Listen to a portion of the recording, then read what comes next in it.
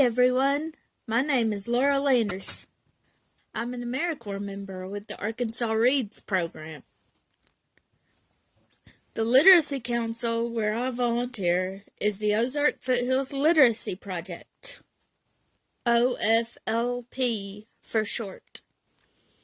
I hope you will join me each week in reading and discussing a book, one chapter at a time. Feel free to discuss in the comments. All I ask is that we keep it friendly. Also, please click on the registration link in the description box below and fill out the form to become an official member of the YouTube Book Club. Heroes of America Illustrated Lives. Clara Barton and the American Red Cross by Eve Marco. Chapter illustrations by Pablo Marcos. Cover illustration by Jordi Torres. To start from Chapter 1, click the link in the description box below. Chapter 10. Fredericksburg. It was December. Soon it was going to be Christmas. Clara Barton stood on the second floor of an old colonial mansion in Falmouth, Virginia, and looked out the window.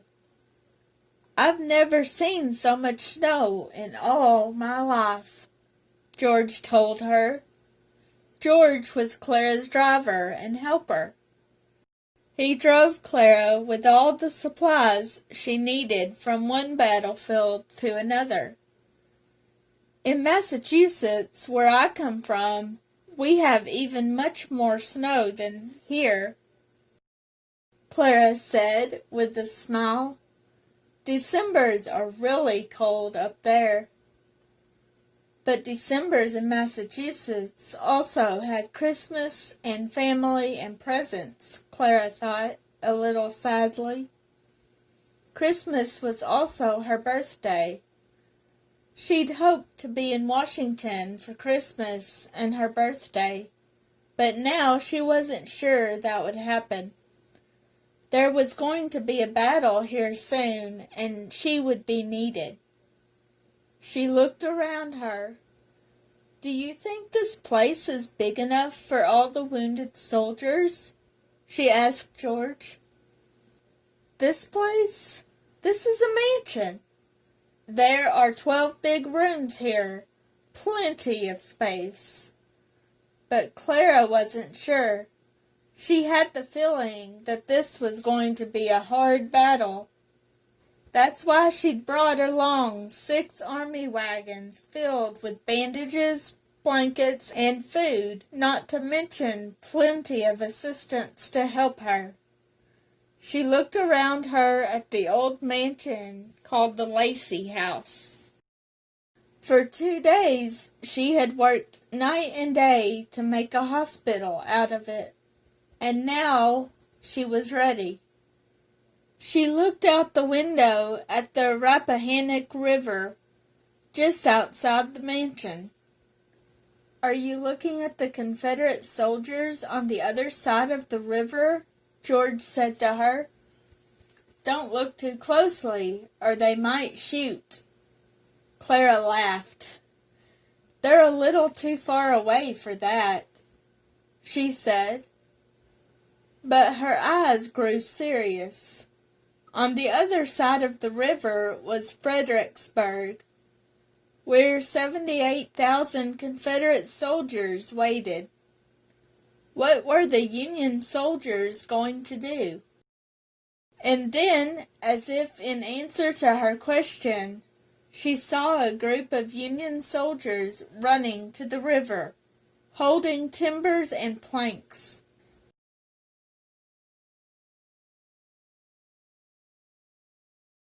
"What are they doing?" George wondered aloud. "They're building a bridge across the water so our soldiers can cross to the other side," Clara said excitedly. But that very moment, shots rang out from the Confederate side. The Confederate soldiers are shooting hard, Clara said then. They won't let them build the bridge. Look, George, more Union soldiers are coming. They're putting the planks together. We'll have a bridge after all. More shots rang out, and Clara could see soldiers fall.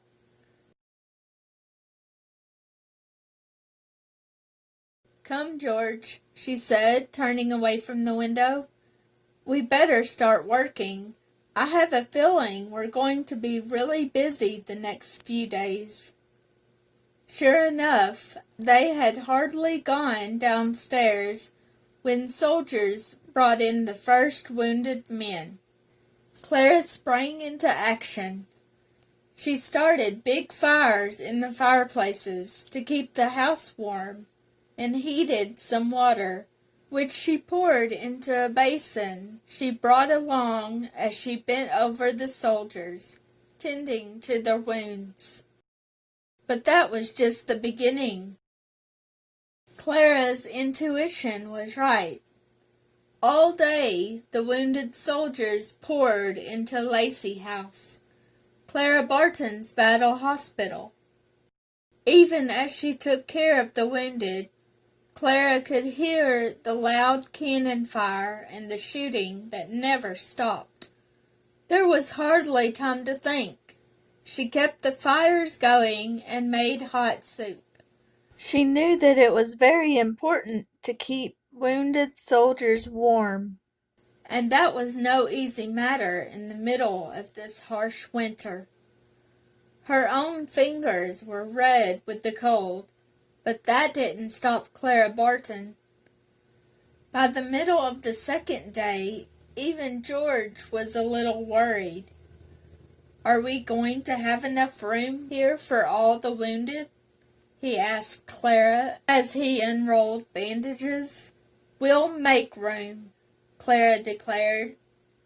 We won't turn away anybody. Suddenly, the front door opened and a soldier rushed in, looking all around him. When he saw Clara, he hurried over to her. Are you Clara Barton? He asked her. I am. This is for you, Miss Barton, he said, handing over a paper note that was crumpled and bloody. Clara read it quickly. Who is it from? George asked her. It's from Dr. Clarence Cutter, Clara told him. He's working on the other side of the river. Our soldiers managed to cross the bridge and are fighting at Fredericksburg. What does he want? He says, come to me. Your place is here.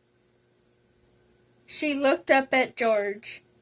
He wants me to go to the other side of the river because there are so many wounded soldiers and no one to nurse them there. The other side of the river? Across that bridge? George's eyes widened. Don't do that, Miss Barton. The Confederate soldiers are shooting at anyone who crosses the bridge. But Clara had already put the note into her pocket and taken off her apron. I must go. Our soldiers are fighting on the other side with no one to take care of them. The other nurses can continue my work here. I must go where I'm needed. If you're going, George said, I'm going too.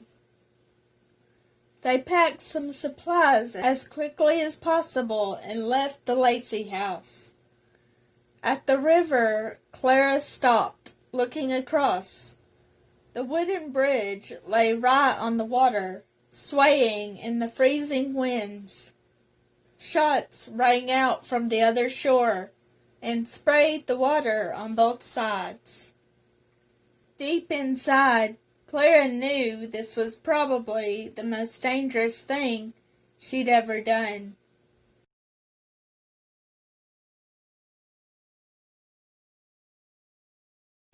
Then she put one foot on the bridge It swayed dangerously from side to side, right over the deep water. Shots rang out again, and she could hear the bullets hitting the water all around her. Clara was afraid, but she thought of the Union soldiers who'd built this bridge. Some of them even died, she thought to herself. The least I can do is cross the bridge they built for me. Soon Clara was walking across the bridge, taking one step after another, slowly and calmly, while the bridge swayed from side to side under her feet. Wind howled, and bullets sprayed the water all around her. George followed bravely right behind her. When she approached the opposite shore, a Union officer hurried to help her. He gave her his arm, and she grasped it. Just as she stepped down, a cannon shell dropped next to them and exploded.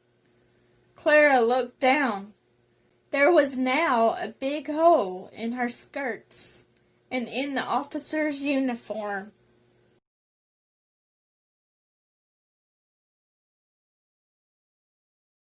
"This is a warm welcome," Clara said, laughingly. "It is indeed, Miss Barton," the officer said, with admiring glances at the brave woman who'd made the dangerous crossing over the bridge. Clara worked with Dr. Cutter that entire night and all the entire next day. The Union soldiers were paying a high price for their advance across the bridge. Clara had her arms full every minute, washing wounds, helping Dr. Cutter operate right under the flying bullets, making sure that the soldiers had hot food and enough water. The temperatures were well below freezing, and Clara wondered if she would ever get warm again. Finally, she was told to return to Lacey House. When she got back there with George, she couldn't believe her eyes. Every foot of space was covered with wounded. Soldiers were lying on floors, inside corridors, and even on stair landings. "How many wounded soldiers are here?" she asked one of her helpers. "About 1,200, he told her. 1,200 men here? Clara was astounded. "All in this house?" "What do we do, Miss Barton?" George asked. "Where will we put them all?" "We must keep the fires going," Clara told him. "The fires are big," George told her, "but they're not enough. It's freezing." "We must keep our soldiers warm," said Clara. "I have an idea.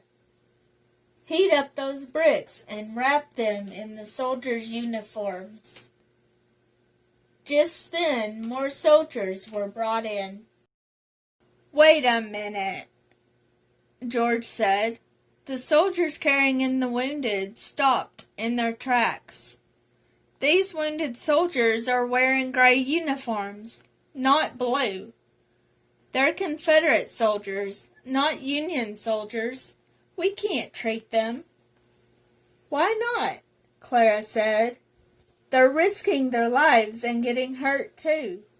Of course we'll take care of them." "But we have no room," George protested.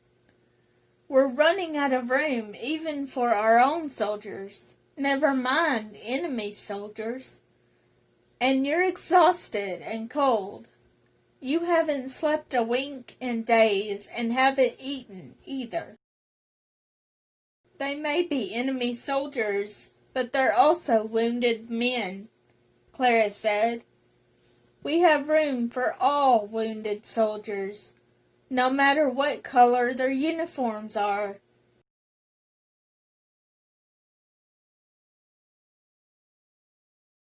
She looked around her. "I have an idea. Open up that large cupboard." George opened it. "There's nothing inside," he said. "That's the idea," Clara said pleasantly. "Don't you see how large the shelves are? Put some of the wounded soldiers there, and put the others on those sofas over there.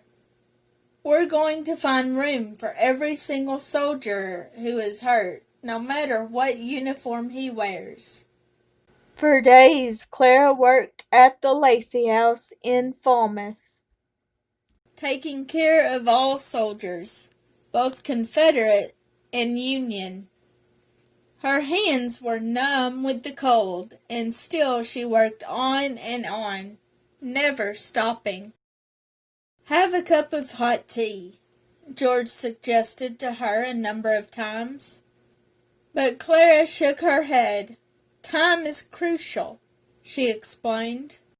"The quicker the men get treatment for their wounds, the higher their chances of living. I won't stop until all these men have been taken care of." Once, as she bent over one wounded Union soldier to give him some hot tea, he gripped her arm. "Miss Barton," he whispered. Clara patted him gently on the hand. "It's all right. You'll be fine. The doctor says your shoulder is wounded, but you'll recover." But the soldier held her hand tight. "It's not me, Miss Barton. It's my brother Jimmy.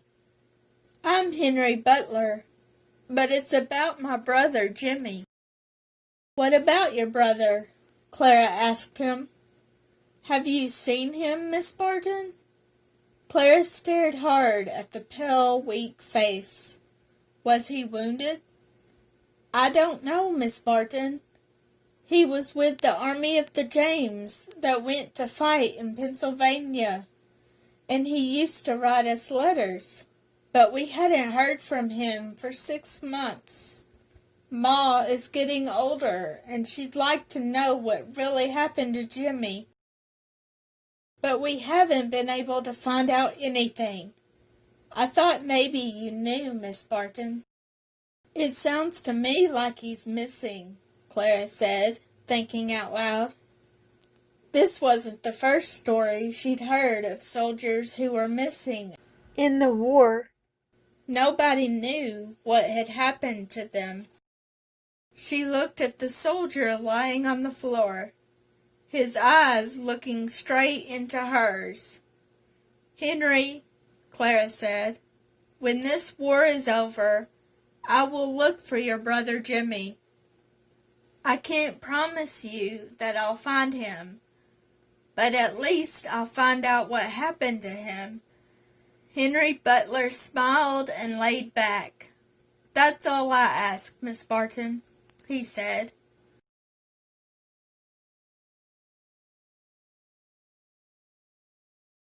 Clara straightened her back and stood up. "Even when this war is over, it won't be over. Not for so many families. Nor for Clara herself. There would still be so much to be done."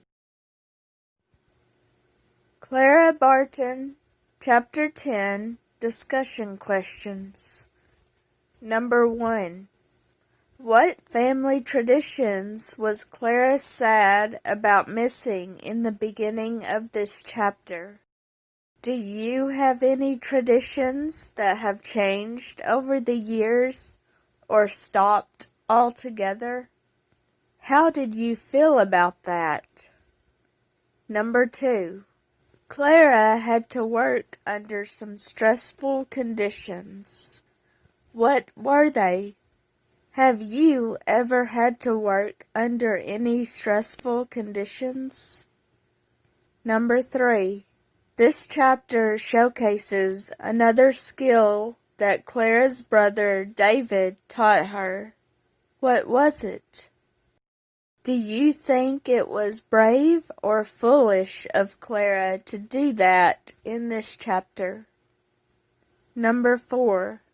What did George say when Confederate soldiers were brought to their Union hospital? What did Clara say and do? Have you ever done something that you thought was right, even though others disagreed? Number 5. Clara had a unique solution to the crowded hospital. What was it? Did you ever have to think creatively to solve a problem? Please post your discussion in the comments below. Also, remember to click on the link in the description box below to fill out the registration form and become an official member of the OFLP YouTube Book Club. Next week, I will post the next chapter and discussion questions, so be on the lookout for that. Thank you so much for listening and participating. Have a great week.